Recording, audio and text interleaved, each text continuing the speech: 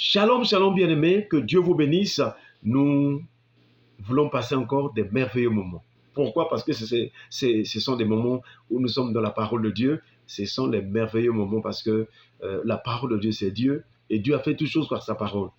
Voilà donc, nous voulons nous partager un merveilleux thème. Ce thème est intitulé « Le mystère du chemin et de la porte ».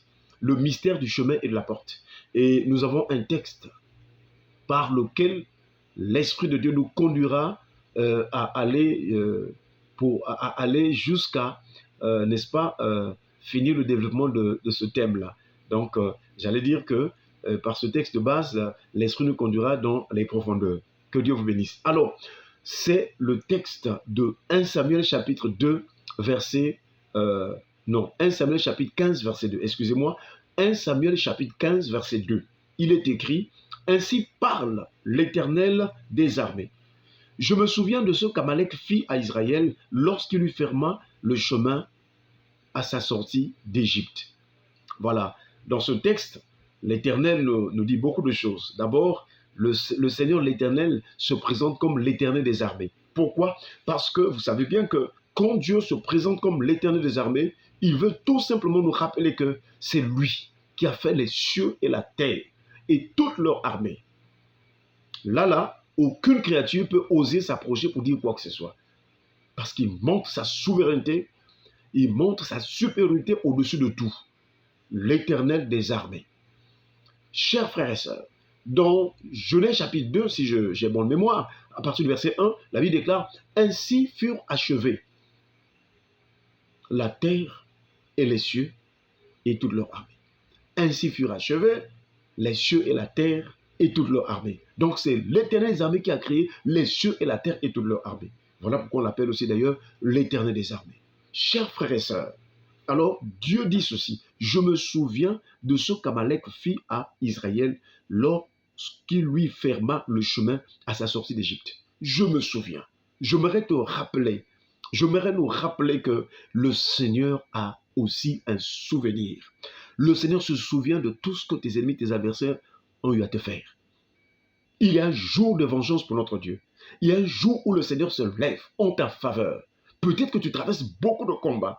Peut-être que tu es vraiment dans des situations terribles. Tu ne comprends pas pourquoi toutes ces oppressions. Tu ne comprends pas pourquoi tous ces problèmes. Ne t'en fais pas. Il y a quelqu'un qu'on appelle l'Éternel des armées. C'est lui qui se lèvera en ta faveur. Il te demande de croire en lui, de mettre ta confiance en lui. Car lorsqu'il se lève, la victoire est déjà garantie. Vous vous souvenez que aussi, lorsque Josué et Israël étaient prêts à rentrer, n'est-ce pas, à prendre possession de la terre promise, et alors, ils vont rencontrer un homme, un géant, un homme qui était là, la Bible déclare son épée nue. Et Josué lui pose la question, es-tu de notre ou bien de l'autre camp? Qu'est-ce qu'il répondit? Je suis le chef de l'armée de l'Éternel. Assurément, c'était la personne de Jésus-Christ qui était là pour donner la victoire à Israël. Parce que Dieu agit par sa main puissante, et cette main puissante de Dieu qui sauve son peuple, c'est une personne. Oui, la Bible déclare que la main de l'Éternel n'est pas courte pour sauver, ni son oreille trop dure pour entendre. La main qui sauve, c'est une personne. C'est cette main qui est sortie du sein du Père. Et lorsqu'il est descendu sur la terre, il est venu comme une faible plante. C'est ce que Isaïe nous en parle. Isaïe nous rappelle cela. Il est venu comme une faible plante, comme un végétal qui sort d'une terre desséchée. Il a accepté la souffrance, la mort, la croix. Mais cette faiblesse de Dieu, cette faiblesse de Jésus était plus forte que les hommes. C'était un mystère, c'est-à-dire la mort de Jésus, la souffrance, l'obéissance jusqu'à la mort, la crucifixion de Jésus, c'était une puissance pour libérer les captifs et les opprimés que nous étions ou que certains encore sont jusqu'à présent. Donc, l'Éternel des armées, c'est celui-là. Alors, il dit, je me souviens. Je voudrais te dire que Dieu se souvient. Il connaît de tout le mal qu'on t'a fait. Il connaît vraiment tout ce que tu traverses. Mais un jour, le Seigneur s'élèvera en ta faveur. C'est ce qui a soutenu Job. Job est en train de croupir dans la douleur, la souffrance infligée par le diable, parce que c'est, n'est-ce pas, Satan qui avait infligé Job d'un ulcère malin.